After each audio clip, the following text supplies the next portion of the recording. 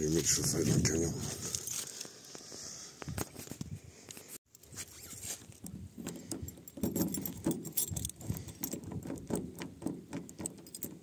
Bon, si je me gourde de clé.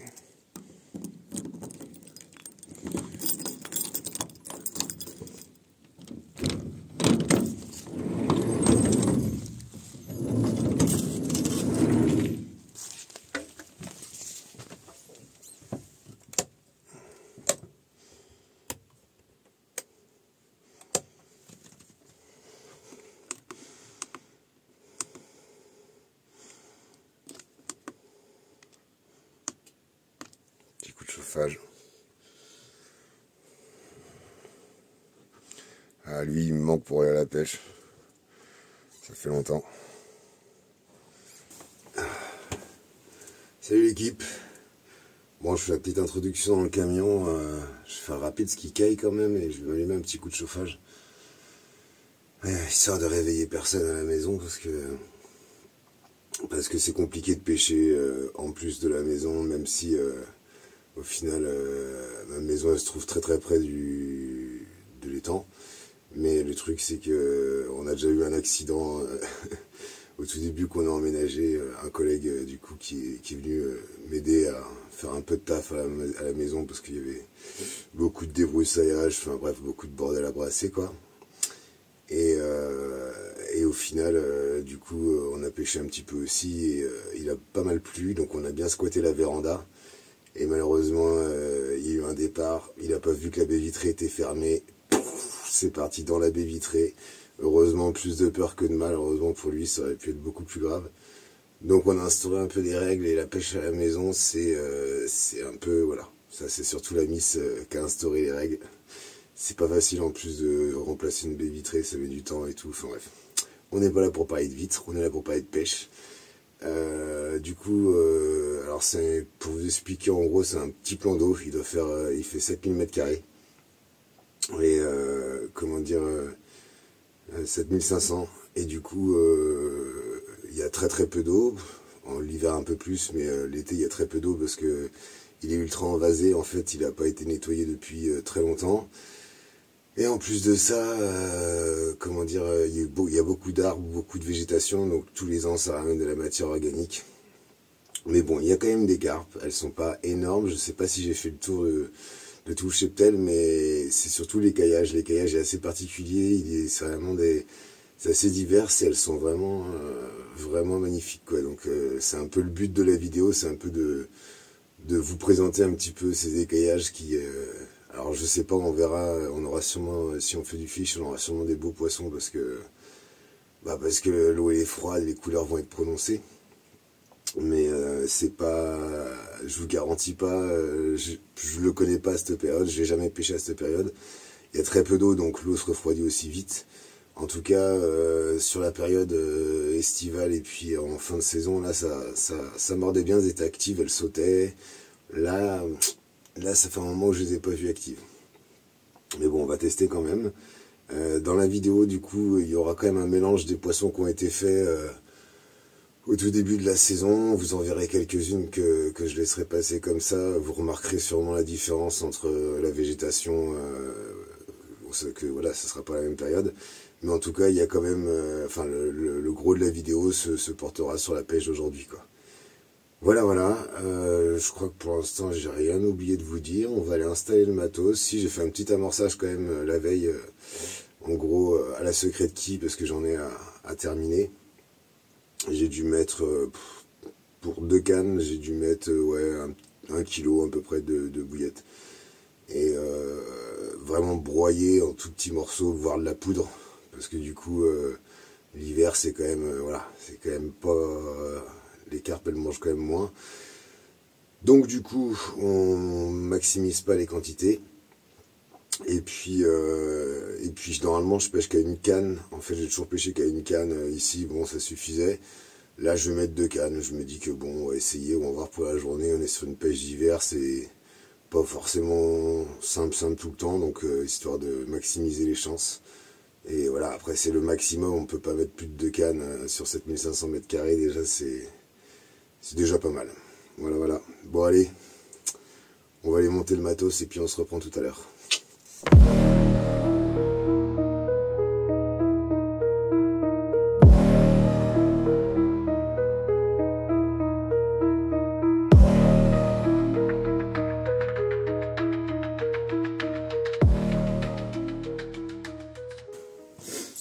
Pour ceux qui connaissent pas, je fais un petit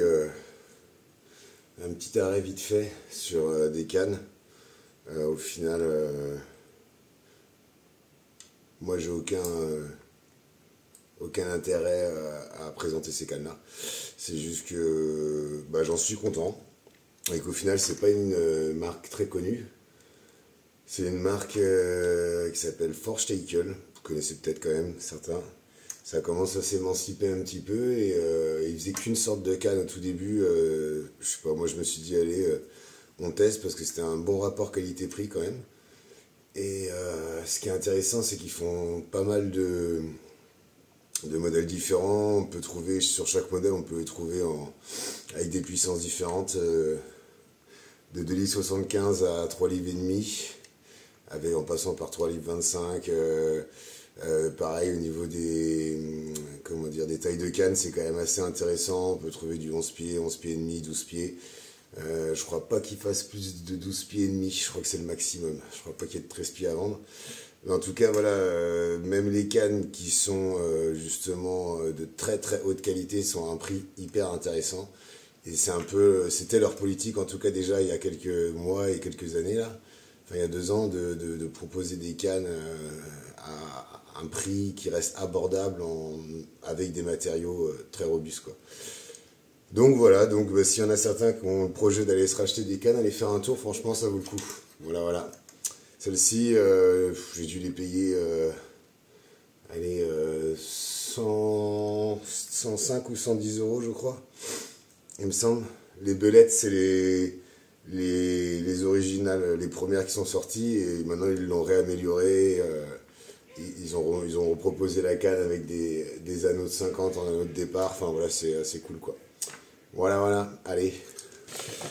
Donc on va rester sur de la Secret Key. Aujourd'hui, en 20 mm, on va en mettre une danse simple sur le fond pour une canne. Je sais pas si vous voyez bien. Hop. Et on va tester les petits maïs flottants que Nico Carp Styly m'a filé. Et ceux-là, je crois que c'est son papa qui les a fabriqués, ceux-là. Alors un gros big up à ton papa, et je pense que grâce à ça, ça va dérouler aujourd'hui. On va tester ça avec une bouillie de danse de 20 mm, Secret Key aussi. Voilà. Je sens l'odeur là. Ça me donne envie de mettre les cannes à l'eau. Allez, c'est parti. Je vais vous montrer l'amorçage. Et vraiment, ça va être... Là, je l'ai vraiment bien émietté. Je sais pas si vous voyez correctement. Je sais pas si la focalise se fait. En tout cas, voilà, c'est de la Secret Key en miettes, un peu en poudre. Et je vais vraiment mettre 2 petites poignées bien éparpillées autour de chaque canne. Le but c'est que ça déroule le plus vite possible, donc faut vraiment pas qu'elles se gaffent, quoi. Bon, après elles sont très digestes ces bouillettes, donc...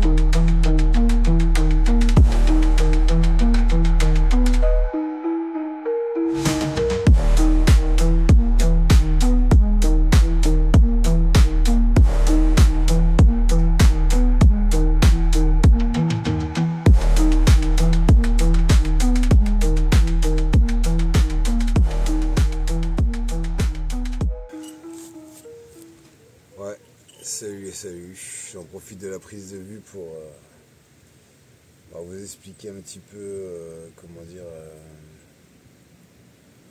les travaux que je vais effectuer autour de l'étang. Donc pour l'instant c'est que des carpes qui sont là, qui sont nées là depuis, enfin qui sont là depuis je sais pas combien de temps d'ailleurs, parce que au final elles sont pas si grosses que ça. La plus grosse que je vais faire, elle va faire 8,5 kg. Et une commune, c'est la seule commune que j'ai faite d'ailleurs.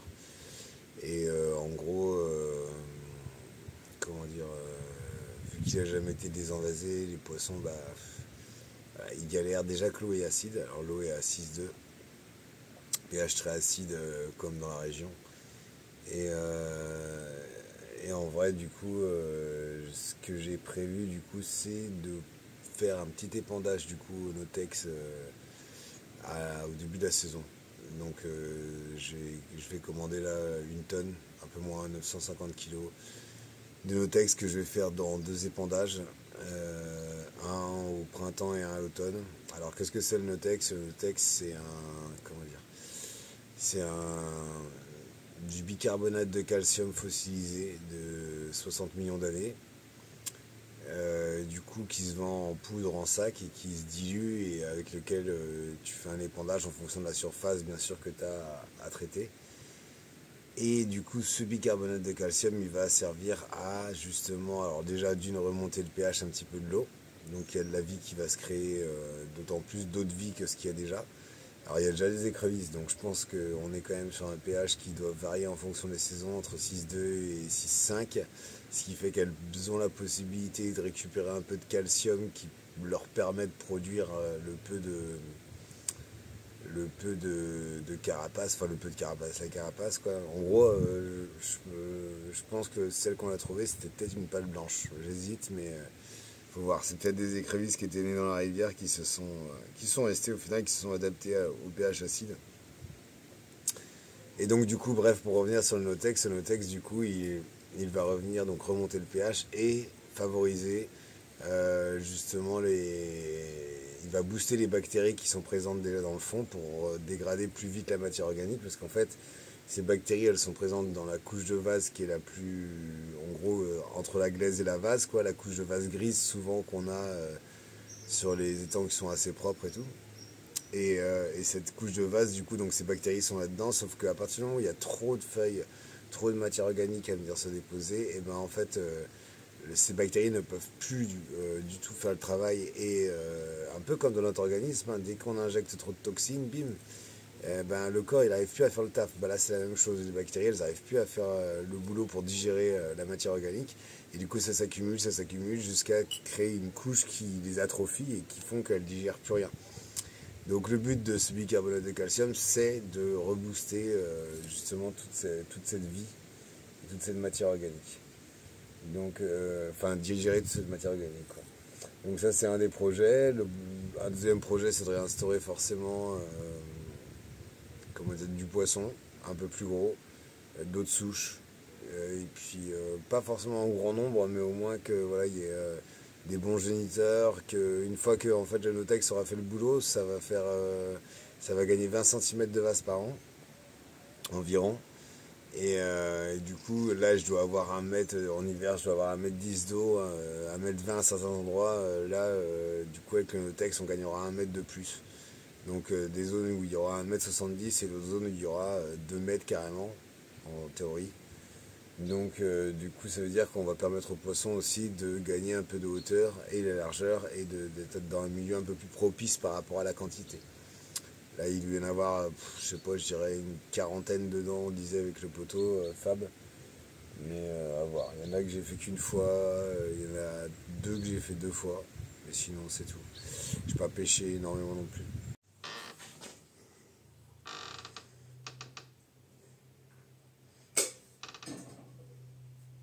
Bon, t'arrêtes de faire cligner la porte, là, c'est bon?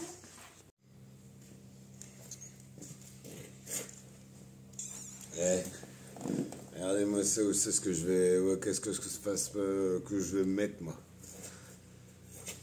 KO quoi, lever à. Je sais plus quelle heure, mais. 4h30, moi il me faut 1 heure pour émerger. Donc au bout d'1 heure, je peux commencer à faire des trucs. J'ai bu mon café. Je vais changer de montage, quelle vie. Bon, en tout cas, c'est calme, bien calme. J'ai vu un petit peu de poisson bouger, comme je dis tout à l'heure, là, sur la canne de gauche, mais c'est bizarre. Pourtant, le vent vient de l'ouest. Bon, c'est pas trop, mais bon. On verra, là, ça fait déjà 3h30 que ça pêche. Donc bon, on n'est pas là pour faire 5 poissons dans la journée, mais si je peux vous montrer déjà une ou deux écaillées, ça pourrait être cool. Voilà, dans tous les cas, je vous en montrerai parce que j'ai des clichés d'avant, d'un petit peu avant là, un peu avant que l'hiver s'installe. Mais bon, je perds pas espoir, même si je sais que j'ai mon frigo, mon canapé et ma cheminée à côté. Là, je suis dans le hangar. Oui, je suis solidaire. Je me mets mon bécher, du duvet, couette. Je vais faire une petite sieste. Seulement le midi, grignoter un petit truc. Et puis après, on verra ce qui se passe. Je pense qu'à mon avis, si à 14h, ça va pas dérouler, je pense que je laisserai peut-être tomber. Et soit je collerai ça à une autre vidéo, soit je sortirai celle-là et on en ressortira une autre pour le début de la saison où elles sont quand même beaucoup plus actives. On les voit sauter et tout. Après l'hiver, c'est vrai que c'est rare qu'on les voit sauter. Donc on va dire qu'il faut que ça pêche et puis on verra ce que ça donne. Allez, big up, à tout à l'heure.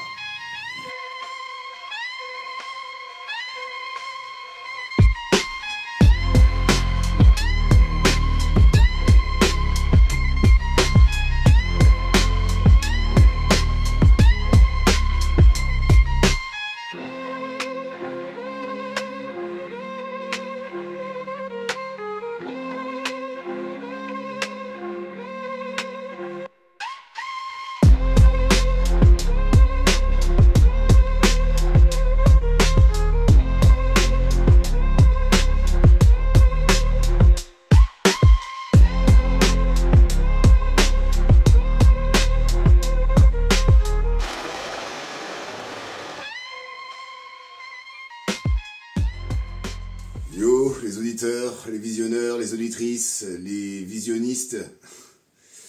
Bon, écoutez, je viens vous expliquer un peu pourquoi la vidéo reprend là d'un coup. Enfin, je verrai comment je ferai le montage, ça va pas être facile. Parce que la dernière fois, bon, d'une déjà, au début de la matinée, il s'est pas fait passer grand chose. L'eau était trop froide, enfin, on a eu un froid de fou. Après, j'ai eu un contretemps dans la journée, j'ai dû bouger, couper court à la vidéo. Donc c'est pour ça que je vous reprends aujourd'hui. Là, ça pêche depuis 2 heures. C'est comme ça. Ça dévasait un peu ce matin. J'ai profité de faire une pêche aujourd'hui parce que les pressions atmosphériques étaient très basses. Il y avait une dépression qui arrivait et ça fait déjà 3 semaines, même plus, quasiment un mois, qu'elles sont aux alentours de 1030, voire 1025 minimum. Donc j'en ai profité, là j'ai pas fait d'amorçage vraiment, j'ai posé une petite secret key avec une demi pop-up Monster Crab, une demi pop-up Monster Crab au cul, et juste de la bille broyée, concassée vraiment en tout petits morceaux, et vraiment j'ai mis l'équivalent de, allez, une quinzaine de billes broyées, une vingtaine de billes broyées maximum je pense. Et donc du coup, bon, pour l'instant pas d'activité. Si jamais vous voyez pas de poissons et de nouveautés dans la journée, je vais pas vous refaire des plans, vous connaissez les temps maintenant.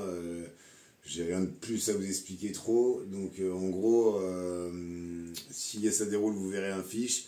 Sinon, je sortirai quand même la vidéo et j'en referai peut-être une petite sur une journée au printemps, quand ça mordra mieux pour avoir un fil complet de la vidéo. Mais bon, là, vous allez voir quelques poissons quand même. Ça sera pas pris au moment où les pêches se sont faites. Mais voilà, je vais essayer de bouiner un petit truc quand même, quoi. Donc, pour vous présenter le truc.